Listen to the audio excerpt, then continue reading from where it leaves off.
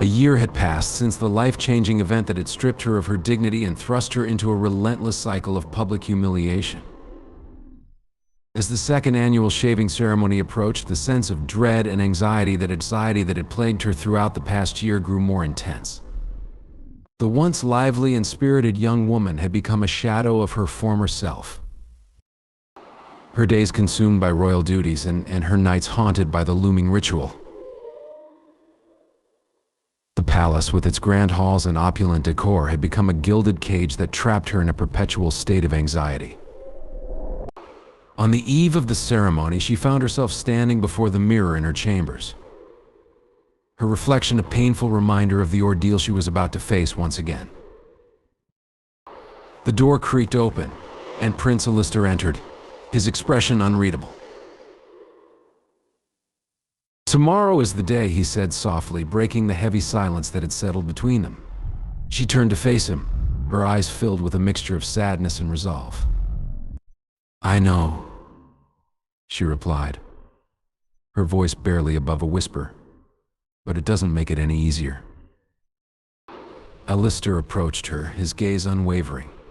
"I understand your pain," he said, reaching out to gently touch her shoulder, "but we must uphold the decree. It's the price we pay for our positions and our future." She looked at him, searching his eyes for any hint of empathy or compassion. "Do you truly understand, Alistair?" she asked, her voice trembling. "Do you know what it's like to lose a part of yourself every year? To be humiliated in front of thousands?"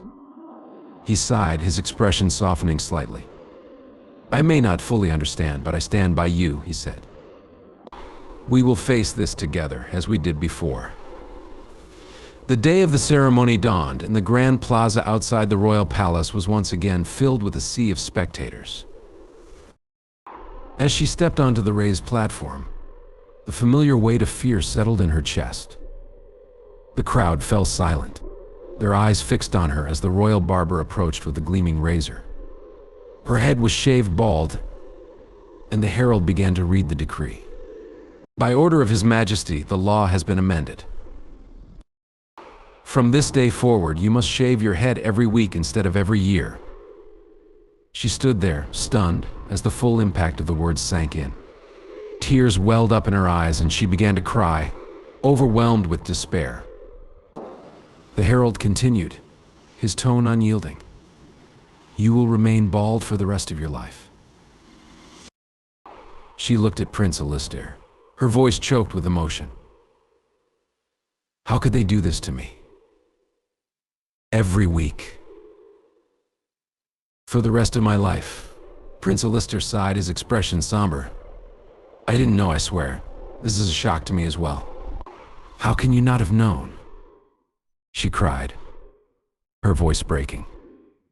"This is my life we're talking about. Do you understand what this means for me?" Unable to accept the situation, she lost control and refused to comply with the decree. Chaos ensued, and the guards quickly intervened, taking her to face the judge. Standing before the judge, she felt a wave of desperation wash over her. "I cannot do this," she declared, her voice trembling. "I do not consent, and I will not be forced into this humiliation every week." The judge regarded her with a stern expression. "You are aware of the consequences of defying the king's decree?" "Yes," she replied defiantly, "but I cannot live like this. It is inhumane." The judge's gaze softened slightly. "The decree is the king's will, and it must be upheld. However, I will hear your plea. Explain to me why you refuse." She took a deep breath, gathering her courage. "Every week, I am to be publicly humiliated, stripped of my dignity and my identity. This is not a display of loyalty. It is a punishment. I am more than just a symbol of obedience. I am a human being with feelings and self-respect." The judge nodded thoughtfully. "Your words are brave, but the law is the law. What do you propose as an alternative?" She hesitated, trying to think quickly. I will perform any other task, any other service that proves my loyalty and dedication. But please do not make me endure this public shame every week." The judge nodded thoughtfully. "Your words are brave, but the law is the law. What do you propose as an alternative?" She hesitated, trying to think quickly. "I will perform any other task, any other service that proves my loyalty and dedication. But please do not make me endure this public shame every week." The judge's face remained stern as he responded. "You have violated the royal decree. As a result, you will be imprisoned for 6 months. Upon your release, you will serve as a maid for 1 year, and during this time you will shave your head daily." She felt her heart sink at the harsh sentence. "This is too much," she said, her voice shaking. "How can you expect me to endure this?" "It's cruel," the judge replied firmly. "The law is the law. Your defiance must be met with appropriate consequences." Tears welled up in her eyes, but she spoke with determination. "I am more than just a symbol of loyalty. This punishment is excessive and unfair." The judge's expression softened slightly. "I understand your frustration, but my duty is to uphold the king's decree. You must serve your sentence." The guards took her to the prison, but the shock was far from over. They had arranged for the prince to marry another girl from a wealthy family, and her head had been shaved as well. When she entered the prison, she found that there were already 2 inmates before her.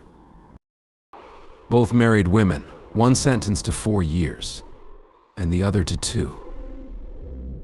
As she was led into the cell, she saw the 2 women and felt a pang of despair.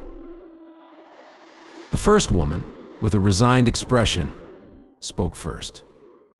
"Welcome to our humble abode. I'm serving a 4-year sentence." The second woman, looking equally forlorn, added, "And I'm here for 2 years. It's hard, but you learn to endure." She took a deep breath, trying to steady herself. "How do you cope with this? The humiliation? The daily shavings?" The woman with the 4-year sentence responded, "At first it's unbearable, but after a while you become numb to it. You focus on surviving, one day at a time." The other woman nodded. "You find small ways to keep your spirit alive. It's not easy, but we have each other." She looked at them, feeling a mix of despair and determination. "I don't know if I can endure this." They even married the prince to another woman and shaved her head. It's also cruel. The first woman sighed. "The royal family has their ways. They think this keeps order and loyalty, but it's just a way to control us." The second woman added, "We have to stick together, support each other. It's the only way to get through this." After 6 months, they took her to the palace kitchen to work as a maid. She wanted to see her husband, but the shock was overwhelming when they told her she was no longer his wife. Once you entered prison, the prince decided he could not love a woman who has served time. She stood there feeling a fresh wave of betrayal. "What do you mean? How could he just abandon me like that?" The head maid looked at her with pity. "The prince has moved on. He has married another from a wealthy family. They have shaved her head too, as per the decree." Tears welled up in her eyes. "I endured all this thinking I would have his support. How could he do this to me?" The head maid sighed.